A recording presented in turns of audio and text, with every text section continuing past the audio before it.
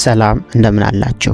የተወደዳችሁና የተከበራችሁ ውድ የመሰብ ወርቅ የዩቲዩብ ቻናል ተከታታዮች፣ ዛሬ ደግሞ የልጆች አእምሮ ፈጣን እድገት እንዲኖረው የሚረዱ 7 የምግብ አይነቶችን እነግራችኋለሁ። አንደኛ፣ እርጎ አእምሮ ላይ መልእክት በተገቢው እንዲላክና እንዲቀበል ይረዳል። ቫይታሚን ቢ ኮምፕሌክስ ይይዛል። ይህ ደግሞ የአእምሮ ህብረ ህዋሶችና መልእክት አስተላላፊዎች በተገቢው መንገድ መልእክታቸውን እንዳስተላልፉና በአግባቡ ስራቸውን እንዲሰሩ ያደርጋል። ሁለተኛ፣ አትክልቶች ናቸው። አትክልቶች አንቲኦክሲደንትነት አላቸው። ይህ ደግሞ የአእምሮ ህዋሶች ጤናማ እንዲሆኑ ይረዳሉ።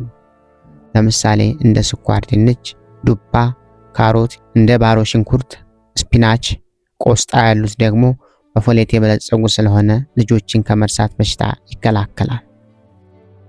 ሶስተኛ፣ ብሮኮሊን ነው። ካንሰር ተከላካይነት ባህሪ ያለው፣ በተጨማሪም የነርቭ ስርዓት በተገቢው የተያያዘ እንዲሆን ያግዛል። አራተኛ፣ አቮካዶ ነው።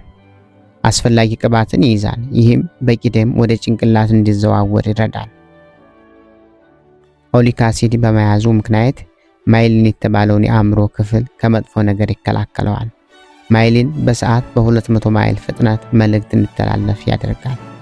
በቫይታሚን ቢ ኮምፕሌክስ የበለጸገ መሆኑ ልጆች በግፊት የመያዝ ዕድላቸውን ይቀንሳል። አምስተኛ፣ አሳ ነው። አሳዎች በኦሜጋ 3 የበለጸጉ በመሆናቸው የልጆች አእምሮ ፈጣን እድገት እንዲኖረው ይረዳሉ። ስድስተኛ፣ እንቁላል ነው።